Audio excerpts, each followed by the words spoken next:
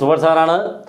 നമ്മുടെ plus one improvement 2025 ഒത്തിരി കുട്ടികൾ എഴുതാനുണ്ട് ഈ വർഷം. കഴിഞ്ഞ വർഷങ്ങളിലേക്കാളൊക്കെ നമ്പർ വളരെ കൂടുതലാണ്. അതിനുള്ള കാരണം പ്രത്യേകിച്ച് ഞാനൊന്നും പറയേണ്ട ആവശ്യമില്ല. എക്സാം പൊതുവെ ടഫായിരുന്നു, പ്രത്യേകിച്ച് മാത്തമാറ്റിക്സ്. പതിവിലും വിപരീതമായിട്ടാണ് മാത്സ് ഇത്രയും ടഫായിട്ട് ഒരു പ്ലസ് വൺ എക്സാമിന് വരുന്നത്. അതിൻ്റെ പേരിൽ തന്നെ പല കുട്ടികളും കടപുഴകി വീണു. മീൻസ് ബുദ്ധിമുട്ടായി, പലരും തോറ്റുപോയിട്ടുണ്ട്, പലർക്കും മാർക്കേ ഇല്ല. അപ്പോൾ ഇതെല്ലാം നമുക്ക് നികത്തേണ്ട സമയമാണ്.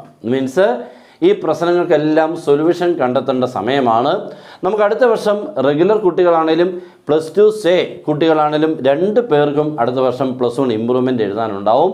ഇപ്പോൾ സ്കൂളുകളിലൊക്കെ ചെന്ന് കഴിഞ്ഞാൽ ഒരു എക്സാം എഴുതുന്നുണ്ടോ എന്ന് ചോദിക്കുമ്പോൾ അവർ പറയുന്നത് 2ഉം എഴുതണം. പ്ലസ് വൺ ഇമ്പ്രൂവ്മെൻറ്റും പ്ലസ് ടു റെഗുലർ എല്ലാം എഴുതണം, 2ഉം എഴുതണമെന്നാണ് പറയുന്നത്. പക്ഷേ ഞാൻ ഓഫീസിൽ വിളിച്ച് ചോദിക്കുമ്പോൾ പറയുന്നത് ജയിച്ചത് എഴുതണമെന്നില്ല എന്നും പറയുന്നു. എന്തായാലും അതിനിപ്പോഴൊരു ക്ലാരിഫിക്കേഷൻ വന്നിട്ടില്ല. നിങ്ങൾ എന്തായാലും ഇപ്പോൾ എൻ്റെ നോട്ടത്തിൽ അങ്ങ് എഴുതാൻ വേണ്ടി അങ്ങ് തീരുമാനിച്ച് പഠിച്ച് തുടങ്ങിക്കോ, അതായിരിക്കും നല്ലത്. പിന്നെ പ്ലസ് ടു റെഗുലർ കുട്ടികളാണെങ്കിൽ ഉറപ്പായിട്ടും എഴുതാനുണ്ടെന്നറിയാം. Plus one improvement maths, physics, chemistry, biology ഒക്കെ ഉണ്ടാവും.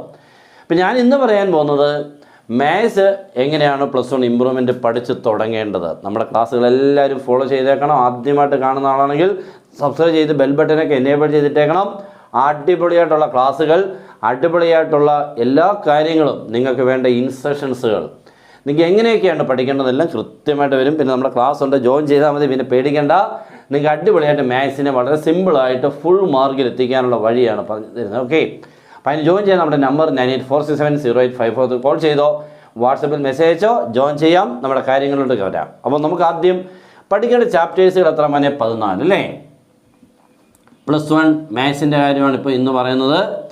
ഓക്കെ, 14 ചാപ്റ്റേഴ്സ് ഉണ്ട്. ഈ 14 ചാപ്റ്റേഴ്സിനെ നമ്മൾ പഴയ മാതിരി പഠിച്ചു തന്നിട്ട് ഒരു കാര്യമില്ല. ഇപ്പം നിങ്ങൾ നേരത്തെ പഠിച്ച് വെച്ച് പരീക്ഷ എഴുതി കഴിഞ്ഞവരാ അല്ലേ? അതേപോലെ തന്നെ നിങ്ങൾ തുടരുവാണെങ്കിൽ എന്താ വ്യത്യാസം വരാൻ?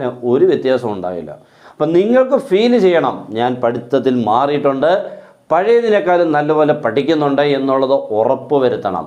അതിനുവേണ്ടി ടൈം നിങ്ങൾ കൺസ്യൂം ചെയ്യണം. പഠിത്തത്തിന് വേണ്ടി നിങ്ങളുടെ സമയം, നിങ്ങളാകുന്ന കമ്പനി, നിങ്ങളൊരു കമ്പനി പോലെ ആണ് വർക്ക് ചെയ്യുന്നത്. നിങ്ങളാണ് അതിൻ്റെ ഡയറക്ടർ. ഓക്കെ, നിങ്ങളിപ്പോൾ ഡയറക്ടറായേക്കുന്ന നിങ്ങളുടെ കമ്പനിയെ വളർത്തുക, മീൻസ് ഇമ്പ്രൂവ്മെൻ്റ് ഉണ്ടാക്കുക അല്ലെങ്കിൽ ഡെവലപ്മെൻറ്റ്സ് ഉണ്ടാക്കുന്നത് നിങ്ങളുടെ ആവശ്യമാണ്.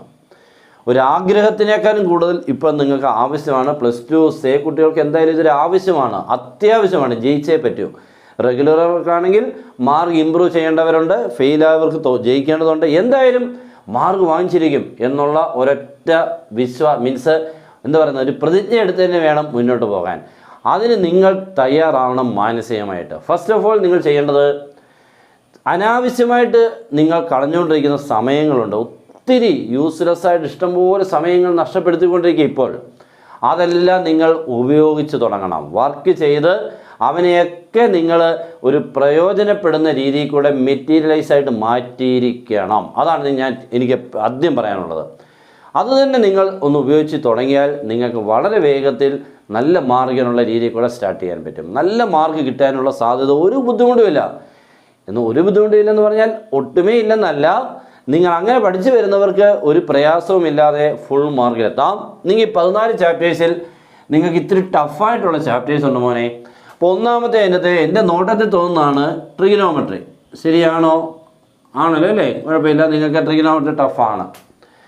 രണ്ടാമത് വരുന്ന ചാപ്റ്ററാണ് നമ്മുടെ സീക്വൻസസ് ആൻഡ് സീരീസ് ഉണ്ട് അല്ലേ? സീക്വൻസസ് ആൻഡ് സീരീസ് ഉണ്ട്. ചിലക്ക് ടഫാണ്, കുഴപ്പമില്ല, ചില കുഴപ്പമില്ല. പക്ഷേ എക്സാമിന് വന്നതിൽ വലിയ കുഴപ്പമില്ലായിരുന്നു. പിന്നെ ഒരെണ്ണമുള്ളതാണ് പെർമ്യൂട്ടേഷൻസ് ആൻഡ് കോമ്പിനേഷൻ.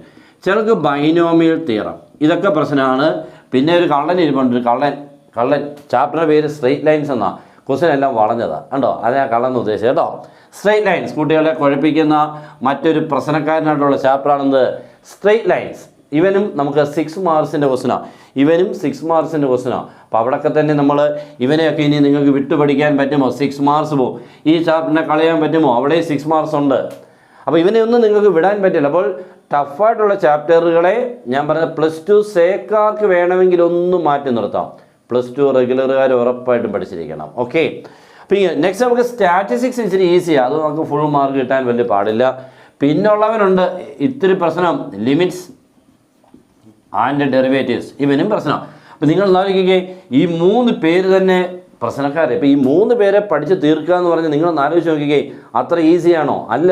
ഇവനെ പഠിച്ച് തീർക്കണമെങ്കിൽ നല്ല വർക്ക് ചെയ്യണം, നല്ലപോലെ വർക്ക് ചെയ്യണം, എന്നെങ്കിലേ ഈ 3 ചാപ്റ്ററിലെയും നല്ല മാർക്ക് കിട്ടത്തുള്ളൂ. ഓക്കെ, ഈ വർഷം തന്നെ നമുക്ക് പെർമ്യൂട്ടേഷൻ കോമ്പിനേഷൻ ഇത്തിരി പ്രശ്നക്കാരായിട്ട് വന്നു. ബൈനോമിയൽ തിയറം ചില കുട്ടികൾക്ക് പാടാണ്, എക്സ്പാൻഡ് ചെയ്യുമ്പോൾ മിക്കവാറും തെറ്റാറുണ്ടെന്നാണ് പറയുന്നത്. ഓക്കെ, അപ്പോൾ ഇങ്ങനെയുള്ള കുറേ ചാപ്റ്റേഴ്സ് ഉണ്ട്. അപ്പോൾ ഇതിൻ്റെ ഈസി ചാപ്റ്റേഴ്സും ഉണ്ട്.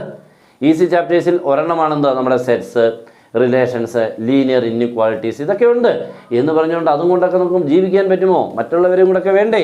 അപ്പോൾ ഇതൊക്കെ നെക്സ്റ്റ് കോണിക് സെഷൻ. മറ്റ് ചില കുട്ടികൾക്ക് ഇച്ചിരി പ്രശ്നമാണ് ഈ കോണിക് സെഷൻ. ശരിയാണ്, വലിയ കുഴപ്പമില്ലാത്ത ക്വസ്റ്റ്യനൊക്കെ ആണെങ്കിൽ ചിലപ്പോൾ വല്ല മാറി വന്നാൽ പ്രശ്നമാകുന്നതാണ്. അപ്പോൾ ഇവരെ എല്ലാം നിങ്ങൾ പഠിച്ചേ പറ്റൂ. ഓക്കെ, അപ്പോൾ ഞാൻ ഈ ഓർമ്മിപ്പിക്കുന്നത് ഇവരെയൊക്കെ നിങ്ങൾ വളരെ ശ്രദ്ധിച്ചോണം. ഈ ഞാൻ മാർക്ക് ചെയ്തേക്കുന്ന ചാപ്റ്റേഴ്സുകളെയൊന്നും ടഫാന്ന് പറഞ്ഞുകൊണ്ട് മാറ്റി വെക്കല്ല്. ടഫാണെങ്കിൽ ഇത്തിരി ഉണർന്ന് പ്രവർത്തിക്കണം. നമ്മൾ ടഫാന്നുകൊണ്ട് പുറകോട്ട് മാറിയാൽ അതിനുള്ള സമയം കിട്ടുള്ളൂ. ടഫാണോ, ഞാൻ ഇച്ചിരിയുടെ കരുത്തനായിട്ട് നിന്ന് പഠിക്കും എന്നുള്ള രീതിയിൽ കൂടെ ഉറപ്പ് വരുത്തണം. ട്രിഗണോമെട്രി വേണ്ടത് ഞാൻ പഠിക്കും, ഒത്തിരി ടഫായിട്ടുള്ളതാണെങ്കിൽ വിട്ടേക്കുക. ആദ്യം നമ്മൾ ഫസ്റ്റ് ഓഫ് ഓൾ അതിൻ്റെ ഇത്തിരി ഈസി ലെവലിലുള്ള ഷുവർ ക്വസ്റ്റ്യൻസ് പഠിക്കണം. ഓക്കെ, രണ്ടാമത് ടഫായിട്ടുള്ള ക്വസ്റ്റ്യന് ഇതെല്ലാം കഴിഞ്ഞിട്ട് സമയമുണ്ടെങ്കിൽ പഠിക്കണം. പിന്നെ സ്ട്രെയിറ്റ് ലൈൻസ് പഠിക്കുമ്പോൾ വളരെ ശ്രദ്ധിക്കേണ്ടതാണ്. പല ക്വസ്റ്റ്യൻസുകളും നമുക്ക് തന്നെ ചെയ്യാൻ പറ്റാത്തതുണ്ട്. ഡെറിവേറ്റീവ്സ് അവിടെയും പ്രശ്നമുണ്ട്. അപ്പോൾ ഇതൊക്കെ നിങ്ങൾ നോക്കിക്കേ, ഈ 3 ചാപ്റ്ററിൽ നിന്ന് ഏറ്റവും കുറഞ്ഞത് 18 മാർക്ക് പോയാൽ പിന്നെ ബാക്കി ഇവിടുന്ന് കിട്ടാനാണ്. അപ്പോൾ അതുകൊണ്ട് വളരെ നല്ലപോലെ പഠിക്കേണ്ടതാണ്. പിന്നെ ഉള്ളത് പെർമ്യൂട്ടേഷൻ, ബൈനോമിയൽ തിയറം, ഇത്രയും ചാപ്റ്റേഴ്സ് പ്രശ്നം. Next conic session. 3 ഡയമെൻഷൻ ജോമെട്രിയൊക്കെ പിന്നെ എനിക്ക് തോന്നുന്നു വലിയ കുഴപ്പമില്ലെന്ന് തോന്നുന്നില്ലേ. 3D പിന്നെ പ്രോബബിലിറ്റി ചിലർക്ക് പാടുണ്ട്, പ്രോബബിലിറ്റി അല്ലേ, ചിലർക്ക് വലിയ ഈസിയാണ്, കുഴപ്പമൊന്നുമില്ല. പിന്നെ സ്റ്റാറ്റ് 6 മാർക്സിന് കിട്ടാമെന്ന് ഉറപ്പാണ്. പക്ഷേ നിങ്ങൾ ഉറപ്പാണെന്ന് വിചാരിച്ചുകൊണ്ട് പോയിട്ട് കാര്യമില്ല. അവിടെ നിങ്ങൾ ഈ കാൽക്കുലേറ്റ് ചെയ്യുമ്പോൾ തെറ്റാൻ സാധ്യത. അത് പ്രാക്ടീസ് ചെയ്യണം, ചെയ്ത് പ്രാക്ടീസ് ചെയ്തെങ്കിൽ മാത്രമേ നമ്മുടെ അതിനകത്തെ സ്റ്റാൻഡേർഡ് ഡീവിയേഷന്, വേരിയൻസ്, മീൻ ഡീവിയേഷൻ, അതെല്ലാം ചെയ്യാൻ പറ്റും. ഇല്ലെങ്കിൽ ഒരു ആൻസർ കിട്ടും, അത് തെറ്റായിരിക്കും. മാർക്ക് കിട്ടുമോ? 6 മാർക്ക് അവിടെയും പോകും. അപ്പോൾ അങ്ങനെയൊക്കെ പോയി കഴിഞ്ഞാൽ കഴിഞ്ഞില്ല പരിപാടി മോനെ. അപ്പോൾ ഇതൊക്കെയാണ് 6 മാർക്കിൻ്റെ ചാപ്റ്റേഴ്സിൽ കാണുന്നത്. ഈ 3 പേരെ നിങ്ങൾക്ക് വിടാൻ പറ്റുമോ? ആകെ 4 ക്വസ്റ്റ്യൻസാണ് 6 മാർക്കിൻ്റെ വരുന്നത്. അതിൽ 3 എണ്ണം എഴുതാം, 1 മാത്രമേ ഉള്ളൂ സ്റ്റാറ്റിസ്റ്റിക്സ്. ഈ 3 പേരെ അപ്പോൾ പഠിക്കാതിരിക്കാൻ പറ്റുമോ? അപ്പോൾ അതുകൊണ്ട് ഇവൻ്റെ അകത്തുനിന്ന് 9 മാർക്ക്, ലിമിറ്റ്സ് ആൻഡ് ഡെറിവേറ്റീവ്സ് 9 മാർക്സാണ്. ഏറ്റവും ഹയസ്റ്റ് മാർക്സ് ഡിസ്ട്രിബ്യൂഷൻ ഉള്ളതാണിത്. ഏറ്റവും വെയിറ്റേജ് കൂടിയ ചാപ്റ്ററാണ് കേട്ടോ. അപ്പോൾ ഇവനെ നിങ്ങൾക്ക് വിടാൻ പറ്റില്ല, ഇവനെ പറ്റില്ല. അപ്പോൾ ഇതെല്ലാം നല്ലപോലെ പഠിക്കേണ്ടതാണ്. പിന്നെ ഇടയ്ക്ക് തരുന്നൊരു നമുക്ക് ഇത്തിരി സന്തോഷം വരുന്നതാണ് ആരാന്നറിയാമോ? ഇതാരാ? Complex numbers. കോംപ്ലക്സ് നമ്പേഴ്സ് വലിയ കുഴപ്പമില്ല, അവിടെ സിംപ്ലിഫിക്കേഷൻ ഉണ്ട്. ടഫ് ക്വസ്റ്റ്യൻസുകൾ ഇനിയും പ്രതീക്ഷിക്കാം. നിങ്ങളല്ലാതെ ചെറിയ ക്വസ്റ്റ്യൻസിനെ പഠിച്ചുകൊണ്ട് അങ്ങോട്ട് പോയി കഴിഞ്ഞാൽ നിങ്ങൾ ക്വസ്റ്റ്യൻ ചോദിക്കുന്നത് പഠിച്ചിട്ടുള്ളതായിരിക്കും, ക്വസ്റ്റ്യൻ അതിൻ്റെ ആ പ്രോബ്ലം ടഫായിട്ടുള്ളതായിരിക്കും, ഇത്തിരി ബുദ്ധിമുട്ടുള്ളതായിരിക്കും. അതുകൊണ്ട് ചെയ്ത് പഠിച്ചോണം ഇവനെയും. ഓക്കെ, അതുകൊണ്ട് നിങ്ങൾ ഒന്ന് തിരിഞ്ഞു നോക്കിയാൽ ഈ ചാപ്റ്ററുകളെല്ലാം പ്രശ്നക്കാർ തന്നെയാണ് കേട്ടോ. അപ്പോൾ നല്ല ജാഗ്രതയോടെ നല്ല അലർട്ടായിട്ട് നിന്ന് പഠിച്ചോണം എപ്പോഴും. നല്ല അടിപൊളിയായിട്ട് മീൻസ് ഈ എക്സാമിന് മാക്സിമം മാർക്ക് വാങ്ങാൻ പറ്റും എന്നുള്ള രീതിയിൽ കൂടെ വിശ്വാസത്തിൽ പഠിച്ചു തുടങ്ങി സമയമായി. ഓക്കെ, ഒട്ടുമേ വേസ്റ്റ് ഓഫ് ടൈം ഉണ്ടാവരുത്. നിങ്ങൾ മാക്സിമം ടൈം യൂസ് ചെയ്യുക. +1 ഇമ്പ്രൂവ്മെൻറ്റ് ഒരു സബ്ജക്റ്റ് അല്ല, ഇതേപോലെ 1, 2, 3 സബ്ജക്റ്റുകൾ എഴുതാനുണ്ട്. ഒത്തിരി എഴുതാനുള്ളപ്പോൾ നിങ്ങൾ നോക്കിക്കേ. ഇപ്പോൾ +2 റെഗുലറായിട്ട് ആണെങ്കിൽ +2 റെഗുലർ പഠിക്കണം. ഇച്ചിരി കഴിഞ്ഞ് കഴിഞ്ഞാൽ പിന്നെ നിങ്ങൾക്ക് ഇതിനൊന്നും സമയം കിട്ടില്ല. കാരണം പ്രാക്ടിക്കൽസായി, അതിൻ്റെ പ്രാക്ടിക്കൽ റെക്കോർഡ്സായി, അങ്ങനെ കുറേ പണികൾ പോകുമ്പോൾ ഇതൊക്കെ നിങ്ങൾക്ക് മറന്നു പോയേ പറ്റൂ. നിങ്ങൾക്ക് മനഃപൂർവ്വം ചിലപ്പോൾ മാറ്റി വെക്കേണ്ടി വരും. അതുകൊണ്ട് ഇപ്പോൾ ഈ കിട്ടുന്ന സമയം നിങ്ങൾ മാക്സിമം ഉപയോഗിച്ചോണം.